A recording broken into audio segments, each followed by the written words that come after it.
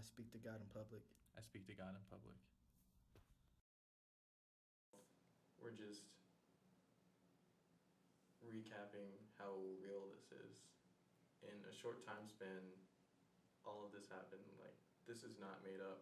Shakespeare couldn't have written this, even though it's pretty much the makings of an ironic tragedy that he would write. There were also another number of different shootings that occurred recently, and you can touch on that. Yeah, so basically, I'm just gonna touch on what Dallas said. Sunday evening, Jermaine Schofield, age 24, was shot to death in Baltimore City. Then Monday evening, which is yesterday when we're recording this, from the time from when we're recording this, July 11th, at Jermaine Schofield's, candlelight vigil, an additional 5 people were shot. There were 30 people who were at the candlelight vigil, all of them, mourning and giving tribute to Jermaine Schofield. And then someone came into the crowd and began to start just shooting. And it makes you think how much, hatred can a person have for someone that you start shooting the people that are mourning for them after they're already dead. It's just very, like, I can't even word it properly. It's just unbelievable. And it's just like stuff like this hasn't been like uncommon in Baltimore lately. Like, I remember it was June 8th, right, that I heard a story that there was a funeral in Baltimore. Someone by the name of, I forgot, his last name, I think Anthony Addison, right? Anthony Addison was killed. His last name was Addison. So Mr. Addison was killed. So at his funeral, they ended up having another shooting at Mr. Addison's funeral. And the shooting occurred between Mr. Addison's brother and his father. So after they laid Mr. Addison to rest in downtown Baltimore, there was a disagreement between Mr. Addison's brother and Mr. Addison's father. And the disagreement was so bad that, Mr. Addison's brother ended up shooting their father, like at, the reception after the funeral service. In essence, the son shot the father. Yeah, so the fact that you would shoot your own father in the first place is just bad enough, right? No matter how bad the disagreement, But the fact that you would do it at your brother's funeral, and your brother was also a victim of gun violence. Your brother was killed by a gun. Your brother's killed by a gun, and you're about to kill your own father with a gun just a few days after your brother got killed. This cycle of violence is just, is nonsensical, and there's a lot of issues within our community that really need to be discussed. And I personally feel like the main thing that really needs to be discussed is just like how we deal with our emotions. What we have here is a generation of men who are hyper emotional, and because they don't know how to deal with their emotions, they just end up going left To the extreme. It's like at an instant. Right. So what you end up having is like a hyper-masculine orientation to try to offset, this emotional, disparity that's present within their beings. And it just results in like a lot of just pain and suffering for a lot of people. It causes fear for just random, regular people in the city that they live in, because it's like you just have random shootings in Baltimore all the time, and it gets to the point where everyone nowadays is like, when you say goodbye to somebody, you don't say "I see you later." Everyone just says "be safe," It's kind of crazy, like when dirt bike rider Chino, he got shot in the head like some months ago. When he got shot in the head, he was just sitting in his car, minding his own business in front of his mother's house. And then what got me was people were saying, well, he should have never been sitting in his car. It's kind of messed up that we're blaming blaming someone for doing something completely normal, like sitting in their car in front of their mother's house. You know, that shouldn't be a thing. People shouldn't be like, oh, you shouldn't have been sitting in your car. That should be something that should be completely okay, without worrying about any repercussions of, and not even repercussions. In Chino's case, he didn't even have beef. It just seems random. So they shot Chino like some months ago. Then they killed Lil Scooter after a charity basketball game for peace some weeks ago. And just recently, like about a week ago, um, Chino's brother, Chino's older brother, and Lil Scooter's manager, YBS Chubbs, he got killed, like at Druid Park. So you now have like three men that are intimately like connected to each other that all got shot. So it makes you wonder, like, what beef one could someone have had with one of these three men? Two, instead of going straight to like violence, how come these men weren't able to talk it out? Because honestly, like for all three of these, shootings to happen, the way that they happen, clearly there has to be a price on like Chino's family's head, or the people just connected to him, or the people connected to Lil Scooter, whichever have you. And it's gotten to the point where, upcoming rapper Tate Cobain, who's also from Baltimore, he signed to 300 Entertainment, which is, underneath Warner Brothers Records, which means that he has a major record label deal now, even though 300 is an independent label. Tate Cobain recently said after Lil Scooter got killed that he's going to stay in LA, that there's no reason for him to come back to Baltimore. That's sad. You shouldn't have people not wanting to live in their hometown. Like, and pretty much the song that got him big was literally about living in Baltimore. Yeah, Tate Cobain's song is about living in Baltimore, like the stuff that he saw every day living over in East Baltimore, So for that to be the song that got him big, and then he doesn't even feel safe in the city that he was trying to tell. He's trying to tell the world, Baltimore's story, and he doesn't even feel safe to even live in Baltimore anymore. It's a shame. It's a shame, and it shouldn't be this way.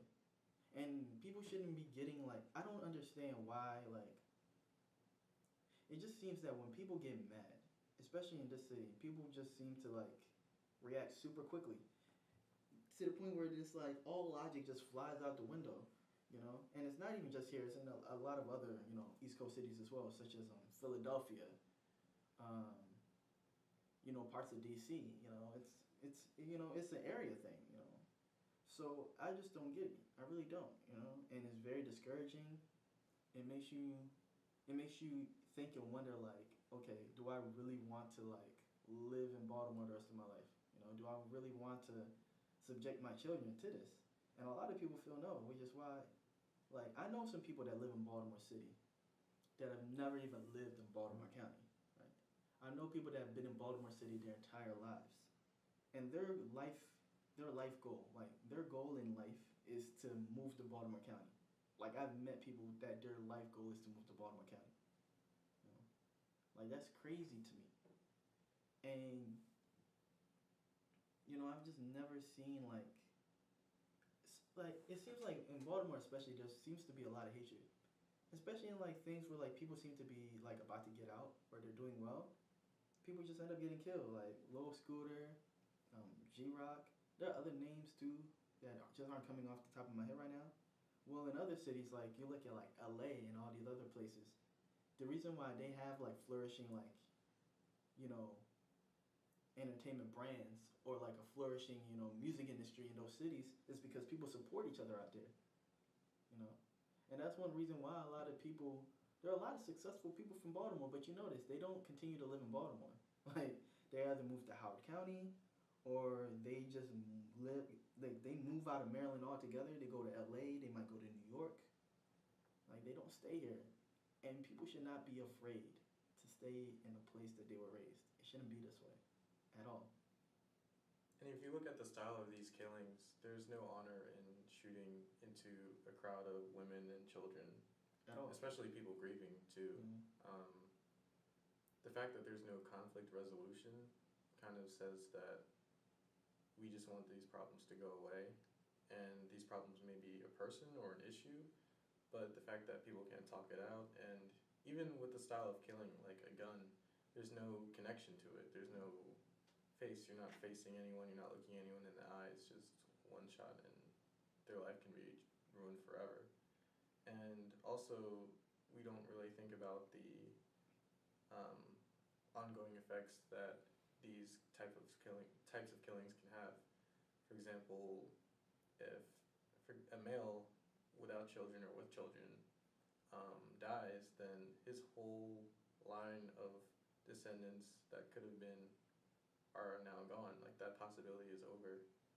And these people could have been future presidents, future leaders, future doctors, future lawyers, and there's no telling how much they could have contributed to society, especially living in a city such as Baltimore, where people nickname it Baltimore Murderland. There's so much more that needs to be done, and that anyone could have pretty much helped. I don't know, man. It's kind of crazy. It's gotten so bad that it's kind of like, sometimes, and it's not like with all, this isn't with all people, but it seems like sometimes it gets to the point that we as a city, we even take pride in the fact that, like, Baltimore is so dangerous, you know. Sometimes we brag about it, like we boast about it, like when people say they're from other cities, we're like, nah, Baltimore's way worse than that, you know. And it's like, people say it as like a badge of honor, you know, because it's like, yeah, you know, I've made it to this age in this city, you know. But I don't even feel like we should use that as like a badge of honor. Like, it should be something that we say with like, you know, a mournful tone, you know. We should be sad about it. We should be wanting to like change it more. Like, because too often we hear like people be like, man, that's just how it is, man. Just worry about yourself. There's no fixing Baltimore. Like, just get your money and go. But it's like, if we keep having that, you know, mentality, there's no way it's going to improve. Like, no way it's going to improve. And there's like so many things that we could do to like cut down this violence. Like, one, like as we talked about before, once again, in the previous recording on Sunday, one, like stop closing down all these schools. You know, give these kids something to do. Like, stop cutting after school programs. Like, these kids stay off the streets. You know, like build a stronger rapport between the police and the citizens. You know, have more citizens that live in that area, you know, work with the police so people will be more comfortable with the police. Because honestly, a lot of these, you know, killings that have been happening recently, they've been on the rise after the Freddie Gray case because the police purposely pulled back. Because after a lot of the backlash they got after the Freddie Gray case, they were like, okay, you guys don't want us, here you go. Now, what they did was wrong. They shouldn't have done that. But at the same time, just because the police aren't there doesn't necessarily mean that the murder rate should go up. It shouldn't go up because here's the thing. With the police pulling out, police can't necessarily stop shootings, if that makes sense. Police can't always be there when someone has a gun in their hand and is about to pull the trigger. What the police usually do is, like, after that happens, they go there and they try to solve the crime. But they can't solve the crime without, you know, participation from the citizens of that neighborhood or witnesses. Because people complain about the police not being able, you know, to solve crimes. Police need leads. If people got what they wanted, if police didn't need these leads, if everyone just didn't snitch, right? And the whole concept of snitching, that's supposed to be tied exclusively to street life. Like, the whole code of not snitching is the code of the streets that if two accomplices commit a crime, right? They do it together. One cannot tell on the other one to get a lighter sentence. This is not supposed to apply to regular civilians at all. But what happens is that you have a bunch of people, the people that started, you know, a lot of these codes back in the 70s and 80s, all of those people or the majority of them are either dead or in jail. So because the people that started this movement are dead or in jail, they can't mentor the upcoming, you know, youth that are going to take over the system. So now what you have is just people just basically skewing, the meaning of what it originally meant to not snitch. It's not supposed to apply to civilians. So when you, as a civilian, you know something that's going on in your neighborhood, you don't tell the police. The police, they can't just go and just issue warrants without any leads, without any evidence. Because if they do that, then people are still going to complain, like, how are they doing this without knowing anything? Like, they can't just do that. That would give police free range to just break into homes and just search people whenever they wanted to, which of course nobody wants. So either way, the police are screwed. Now, granted, I am not condoning the bad, actions of police officers, okay? You can see that in the previous video that we made. However, what I am saying is this. There needs to be cooperation on both sides. There has to be. If there's no cooperation on both sides, we're all doomed. Like, especially since no one knows when they're going to be in the other side of the situation. If, for example, God forbid, something happened to a friend or a family member of ours, of course we would want the police to be doing everything that they can, but who can do a job with both hands tied behind their backs and no leads to go on? mm-hmm. So everyone wants to have the freedom not to do something, but also the accountability that they'll be taken care of. So when people don't contribute to the overall well-being of, it could be an investigation, or, it could be something as simple as saying, hey, this happened, then society as a whole loses out on that information. And justice is never going to be served that way. It can't be served that way. Like, I feel one issue with, one reason why people don't want to snitch is because, let me not even call it snitching. Reason why people don't want to talk to the police is due to the fact that a lot of people are afraid. A lot of these people are afraid of what can happen to them. Because one thing that police have done a poor job in doing is protecting civilians after, they do talk to the police. So because the police have done such a poor job, that lowers the incentive of people telling. And the thing about it is that, there's so many people in Baltimore that are like, oh, well, the majority of murders are, they're associated with people dealing drugs anyway, so most of us in actuality are safe. Wrong. Stray bullets are a very real thing. And you don't know where they're coming from, but they can hit you anytime. Not only that, like, forget about just stray bullets in general.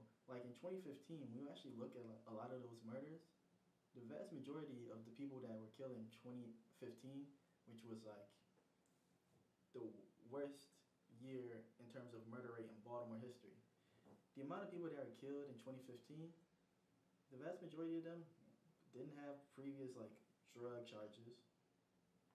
A lot of these murders were, like, very random. I know of a person that works with my friend's parents that got killed.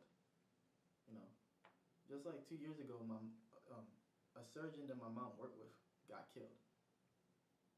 Randomly in Baltimore. So it's just like, man, like, we gotta stop making excuses for this stuff, man. Like, we have to try to come together, pull together, and make a change, man. And it's just crazy that, like, the more and more this stuff happens, the more and more discouraged it seems that people are to make a change, because we start giving up and we start saying, like, man, it's just gonna be like this anyway. But we can't have this defeated attitude, man. We gotta try. Like, we really do have to try. As someone that has lived in Baltimore City, and who has grown up, in the city, and has some family members there, like, I really want change. I really do want change. change. I believe it's possible, but we have to pull together to do it. You know. And a lot of what you said earlier also stems off of the idea of manhood.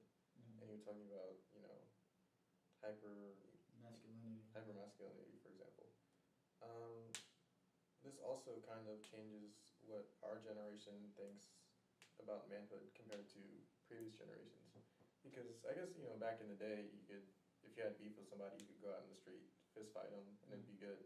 But now, with gunshots and gun violence and even stray bullets and, point blank shootings, it's pretty much cowardice because it takes no effort, it takes no, what's the word?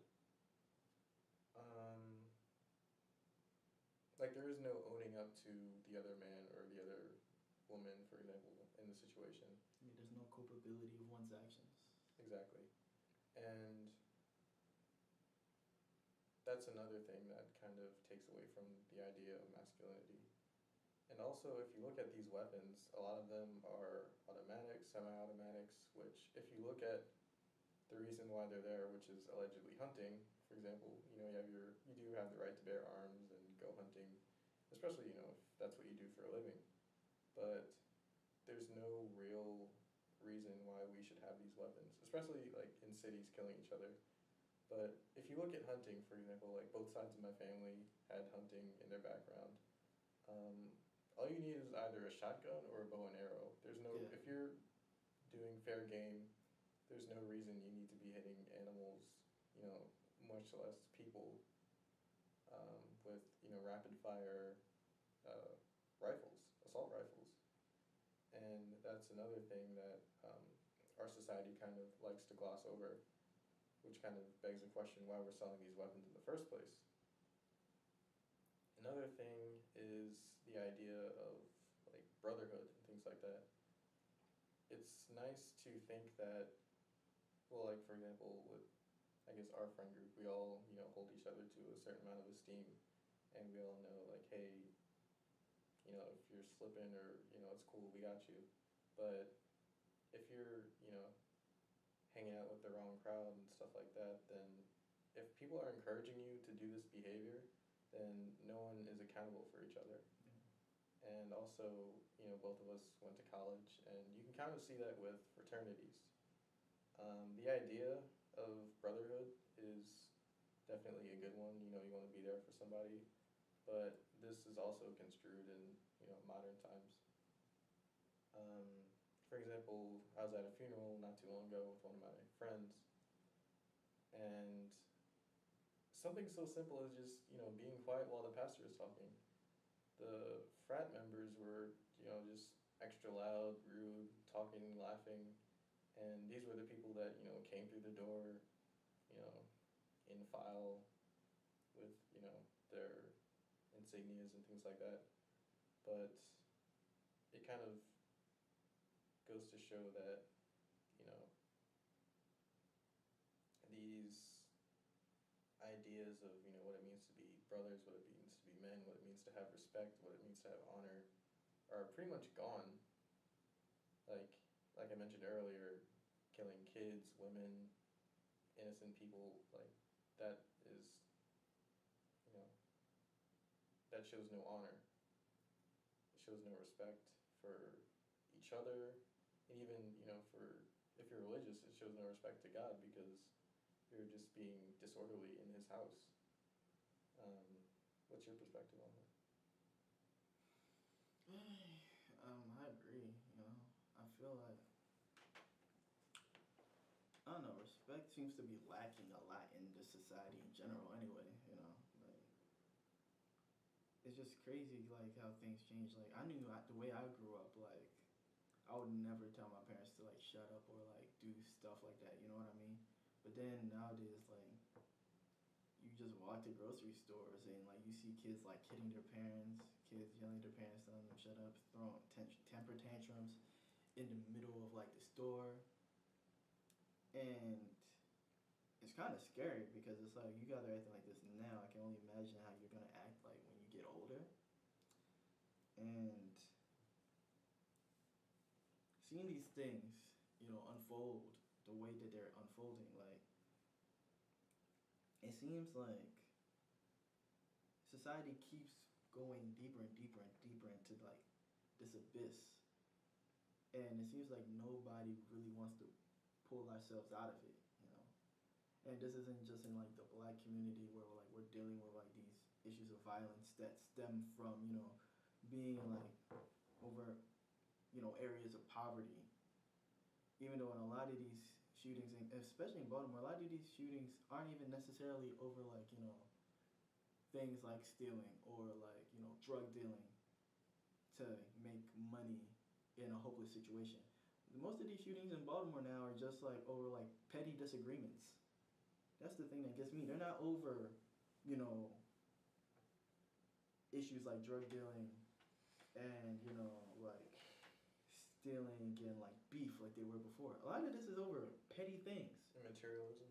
Like either materialism or you feel like a person said something to you that you didn't agree with, so instead of talking it out, like man, you shoot him. Like so we can't even, honestly, in my opinion, we can't even use the. We truly can't even use the crutch of, oh, this is because we're all in an impoverished area anymore. This is truly just a culmination of a generation of people that don't know how to deal with their emotions. That's the thing. We as a society, not just black people, but we as a society, we do not know how to deal with our emotions. And it's a major problem. And so in our community where you already have like, at least over the past 30 years since, the crack epidemic of the 80s, and even like, okay, probably last 40 years if you include like post-Vietnam War, when you already have like that history of like violence due to like, drug dealing and all these other types of things, and you have a generation of people that don't know how to deal with their emotions. It's just a recipe for disaster, man. It's a recipe for disaster. And not only that, we even know someone that's been killed this year. Anthony Drumgoole, who ran for Digital Harbor when we were in high school. Me and Dallas ran track together. Like, there's a video of him getting killed this year. I'm just finding that out. You ain't know Drumgoole got killed? No. Yo, he's dead. Like, I was shocked. Because I sometimes I check through the Baltimore murders, because every year there's at least one person that gets killed that like you're related to, like whether it's through 6 degrees of separation or that you know that person personally. So when I saw Anthony Drumgoole's name, I was confused. Then I went on Facebook, our friend's like Facebook page, and he posted a picture of them running together back in high school, back in like year 2008. So Drumgoole was a multiple time state champion in the 100 and the 200 individual races, and then I found out he got killed, and they actually have a video of his killing on camera, and he was just minding his business, walking in the street, and somebody with a mask came up on him and just shot him and then ran away.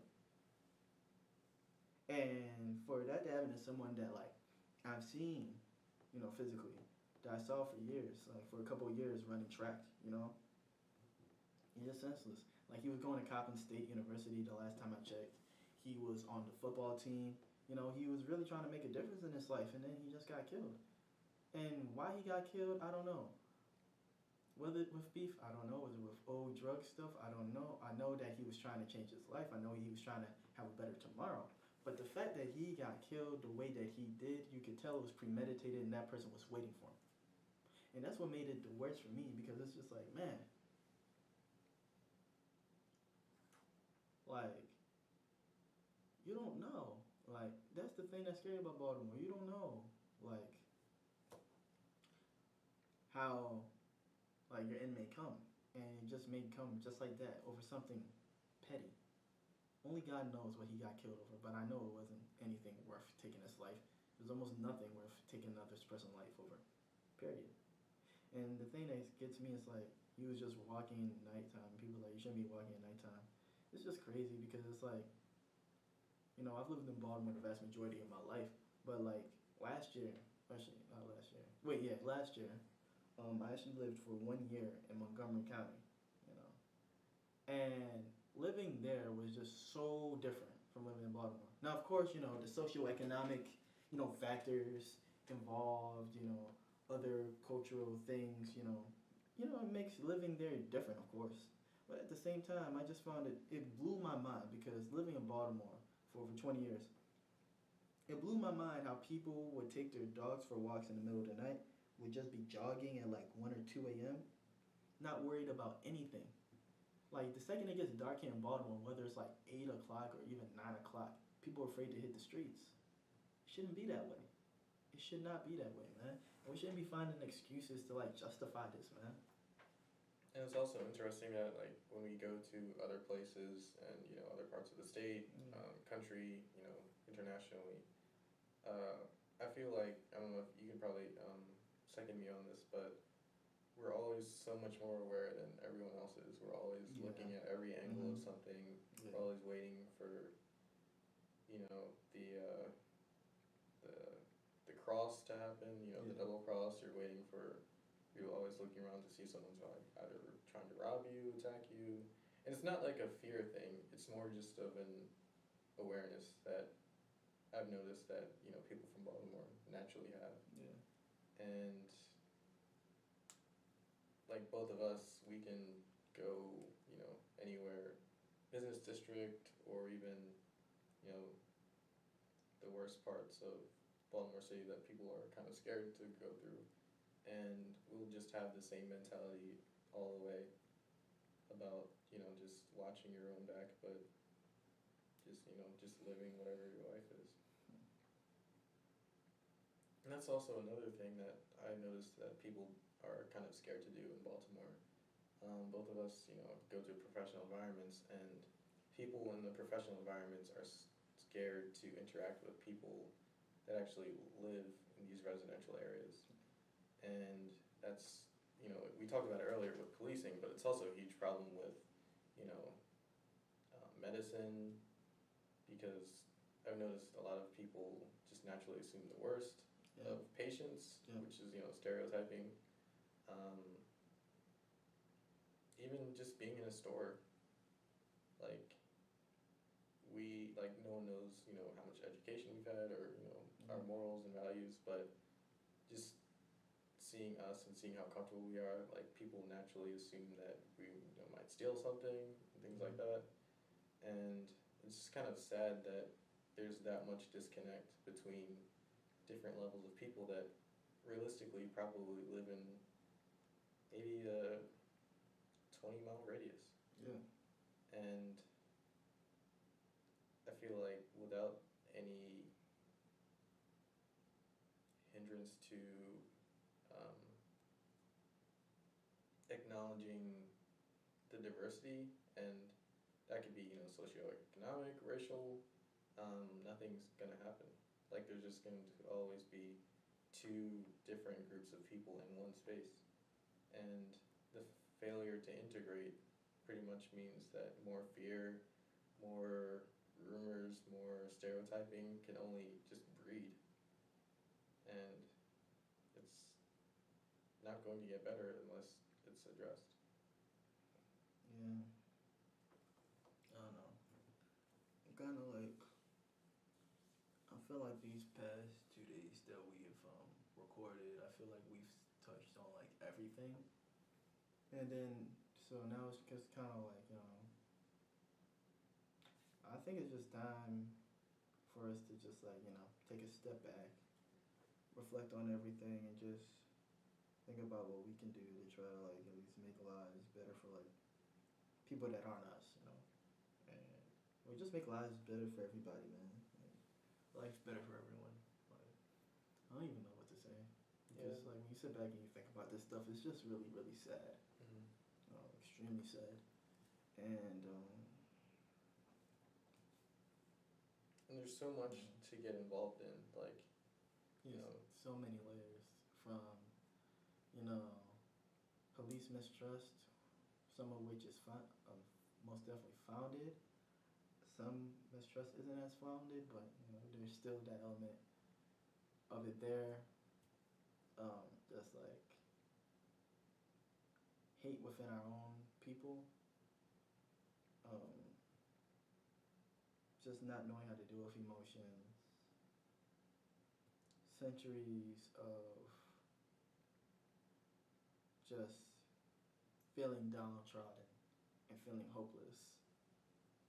You like put all of this together and you just have like a recipe for like disaster, and it can just be bad sometimes, man. It can be real, just like horrible, like. And then you just sit back and you just, every morning, every night, you just pray to God that He protects you and He keeps you safe, and you just make it home safe at night, and you just pray and pray and pray that things get better, and then you get discouraged that the things aren't getting better. But at the end of the day, prayer without action is like useless prayer, you know. So until we really like make like a legitimate effort to change things, then it's just gonna stay this way, you know. So that's when it's up to like us to like really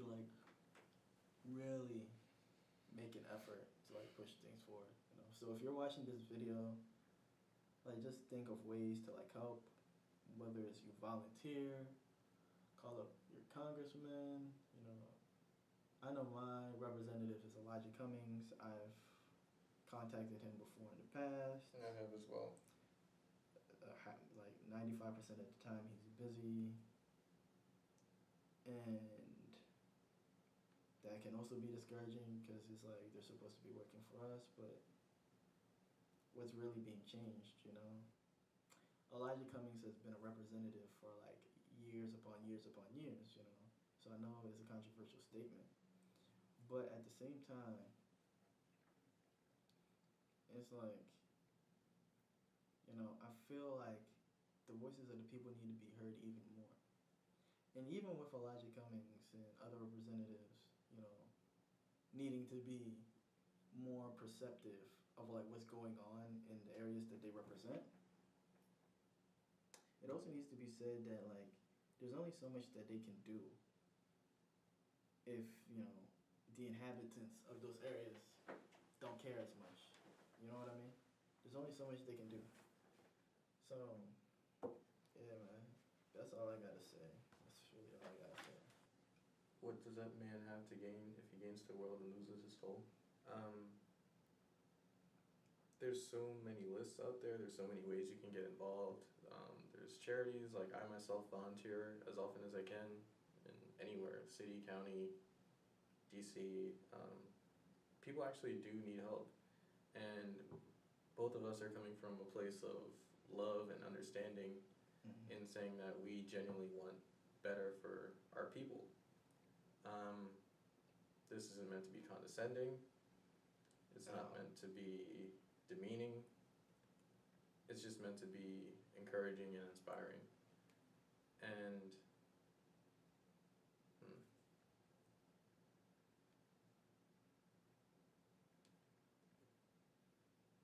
we understand, like we get it, things are hard. I have, family and friends that teach, and they talk about kids coming in, without bathing, without food, and people are genuinely struggling. It's real. And we get it, things are hard, and some conflicts, some problems just can't be handled, I guess the stereotypically peaceful, nonviolent way. Like we get it, some things do escalate, some problems do require, I guess you can say, a certain amount of confrontation in different environments. So just put yourself in other people's shoes and try to understand where they're coming from, how they're living. Yeah. Because sometimes you never truly know. Yeah. As far as that goes, I would genuinely say with shootings, definitely there needs to be more legislation, and just think outside of the box. Maybe people do need to, like rough it out for a little bit, so we can have sports clubs with like people who race each other, or there's mixed martial arts, which is a legitimate reason you can fight, you can spar. Throw some gloves on and just have at it. With rules, of course. Just blow off some steam. We need to put more energy into being creative. Being just distracted, because you never know what people are going through. Abuse, hard times, hunger, and as long as we can have like these positive conversations, then we can hopefully inspire, like you said, our leaders, and just listen to us. We have ideas. We're living in these places. We're working in these places.